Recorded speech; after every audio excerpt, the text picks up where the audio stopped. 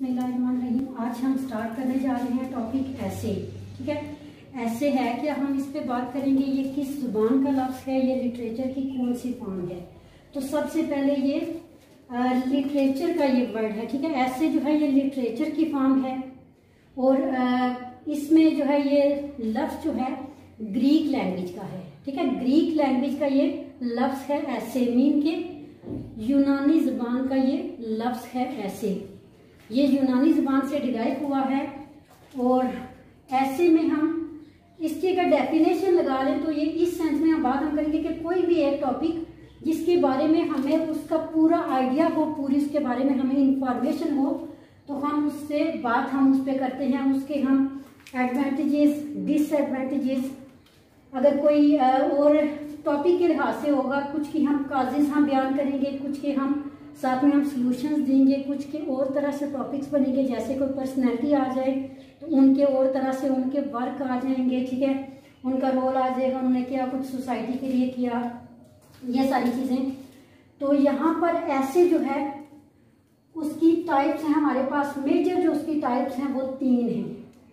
ठीक है, 3 टाइप्स हैं उसकी मेजर। फॉर्मल ऐसे वो होता है जिसमें हम खुद का अपना व्यू जो है, अपनी पर्सनल फीलिंग्स, अपने पर्सनल जज्बात हम उसमें ऐड नहीं करते। ये कौन सा है? ये फॉर्मल है। इनफॉर्मल वो वाला ऐसे होगा जिसमें हम अपने पर्सनल, हम अपने व्यूज को, अपने ख्यालात को, अपने जज्बात को हम बीच में ऐड करेंगे। इसके बाद आ जाता है क्रिटिकल ऐसे हमारा अकॉर्डिंग टू टॉपिक, जिसपे हम बहस मुबासा करेंगे, हम तनकीद करेंगे, हम ये बताएंगे इसकी रीजंस क्या हैं, फिर हम सॉल्यूशंस बताएंगे, कंक्लूजन निकालेंगे। इस तरह के ऐसे क्या हैं? क्रिटिकल ऐसे के हमारे पास फीचर्स। ठीक है, ऐसे कोई एक टॉपिक होता है हमारे पास जिसपे हमने बात करनी होती है। इसमें राइटर जो है उसको वेल अवेयर होता है उस टॉपिक के बारे में, उसके पास खासी इंफॉर्मेशन होती है। यहाँ पर हमें ऐसे में राइटर की अपनी पर्सनैलिटी की झलक नजर आती है, उसके अपने व्यूज, उसके अपने आइडियाज, किसी टॉपिक या सब्जेक्ट के बारे में उसके अपने जो हैं थॉट, उसकी ये सारी चीजें हमें समझ आती हैं कि राइटर उसके बारे में क्या सोचता है, क्या बताता है, कैसे वो बात करता है, उसका अंदाज बयां हमें पता चलता है, वो बात किस तरह से करता है, वो चीजों को डील कैसे करता है, चीजों को वो किस किस एस्पेक्ट से वो ले रहा है, वो कितना क्रिटिकल है, ये सारी चीजें हमें ऐसे में समझ आती हैं। ठीक है, ऐसे जो है ये हमारा एक शॉर्ट स्टोरी टाइप होता है। इसमें जिस तरह एक शॉर्ट स्टोरी होती है इस तरह से होता है। ये बहुत ज्यादा किसी नावल की तरह बहुत लेंथी नहीं होता, बल्कि एक शॉर्ट स्टोरी की तरह होता है। और इसमें क्या होता है, इसमें हम अपने आर्ग्यूमेंट्स देते हैं उस टॉपिक के बारे में या जो हमारा सब्जेक्ट है उसके बारे में। उसके अलावा हम उस पे एनालिसिस हम करते हैं। ठीक है, हम उसके बारे में प्रॉपर एक सेटअप हमारे माइंड में होता है उस चीज के बारे में। अब हमारी जो ऐसे लिखने के बारे में खसूसियात आ जाती है कि हमारा जो ऐसे है वो हम लिखें हम कैसे।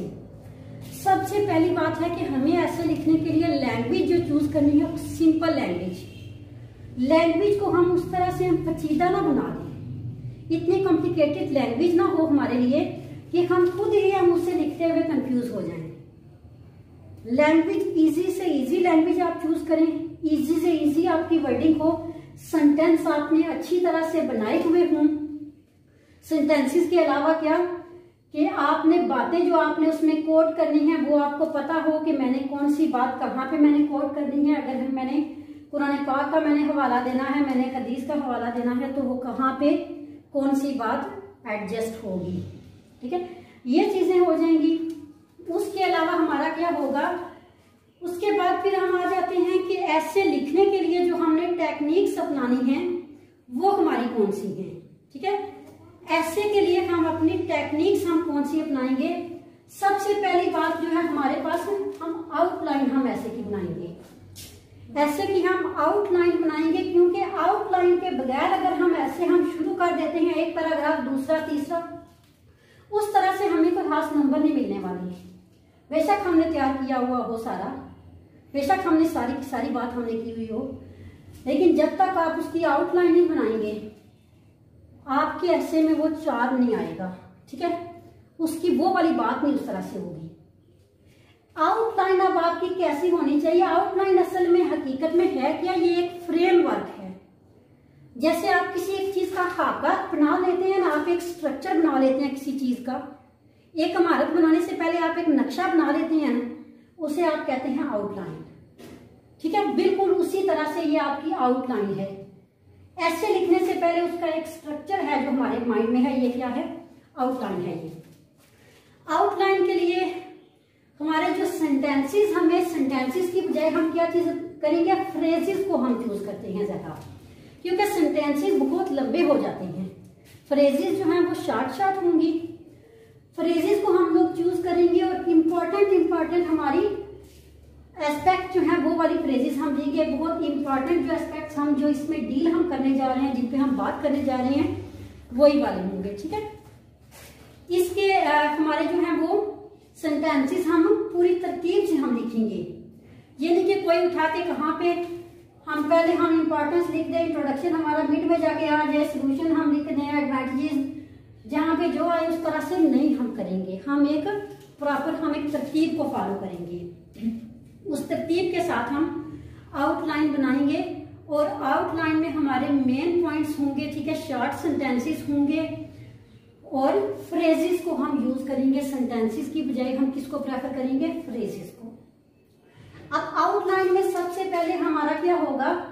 ऐसे का जो भी टॉपिक होगा हमारा, हम उसका इंट्रोडक्शन पहले हम कराएंगे, हम उससे इंट्रोड्यूस हम कराएंगे।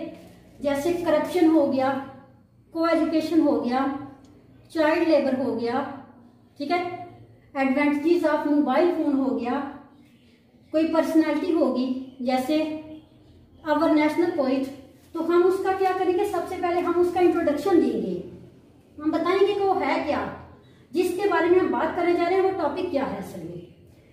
उसके बाद हम उसकी इंपॉर्टेंस हम बताएंगे, सोसाइटी में उसकी क्या इंपॉर्टेंस है, ठीक है, सोसाइटी उसको किस तरह से डील कर रही है, उस टॉपिक को, जिस टॉपिक पे हम बात करने जा रहे हैं वो सोसाइटी के अकॉर्डिंग, ठीक है, उसकी नीड क्या है सोसाइटी में।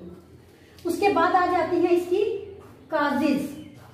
अगर हमारे पास जैसे करप्शन है, ठीक है, पॉवर्टी है, अनएम्प्लॉयमेंट है, तो उसके लिए हमारे पास काजेज होंगी ना। इस तरह का कोई भी होगा तो उसके लिए हमारे पास काजेज होंगी जी। करप्शन की काजेज क्या है, पॉवर्टी की काजेज क्या है, अनएम्प्लॉयमेंट की, चाइल्ड लेबर की, ठीक है, इनकी काजेज हम बयान करेंगे। आप नंबर 1, 2, 3, 4 हमारे पास जितनी भी काजेज हैं हम मेन हेडिंग हम काजेज की देंगे, उससे नीचे हम सब हेडिंग्स हम देंगे। ये मैं आपको आगे बताऊंगी किस तरह से हमने करना है। फिर जैसे काजेज होंगी तो ऑटोमेटिकली उसके सॉल्यूशंस भी होंगे, हम अपने सॉल्यूशंस भी हम देंगे कि क्या हम इसको किस तरह से हम डील कर सकते हैं, इस मसले को ओवरकम हम कैसे कर सकते हैं, हम इसे कैसे हैंडल कर सकते हैं। सॉल्यूशंस हो गए। उसके बाद हमारी आ जाती है कोटेशन। ये कोटेशन जो है ये आपकी एक ऐसे के अंदर आपने बात को कोट करने की एक महारत है। ये जब आपने ऐसे लिखना है, जैसे कायदे आज़म के बारे में आप ऐसे लिख रहे हैं, तो कायदे आज़म ने जो जो बातें कही, जो उनके काम हैं, जो उनके कॉल हैं, ठीक है, जो उन्हें खुतबात उन्होंने किए, उनके जो कॉल हैं वो आप कॉल उनके कोट करेंगे। इनको आप प्रॉपर इन्वर्टेड कामास में रखेंगे, ये वर्डिंग आप चेंज नहीं करेंगे। जो कायदे आज़म ने बात की थी वो बात आप उसी तरह से आप बयान करेंगे, आप उस बात को चेंज नहीं करेंगे। इसी तरह से अगर आप किसी ऐसे में आप कुरान पाक की कोई जो है वो तर्जमा कुरान पाक का अगर आप ऐड आप कर रहे हैं, ठीक है, इंग्लिश ट्रांसलेशन उसकी, तो वो भी आप कोटेशन मार्क्स में रखेंगे।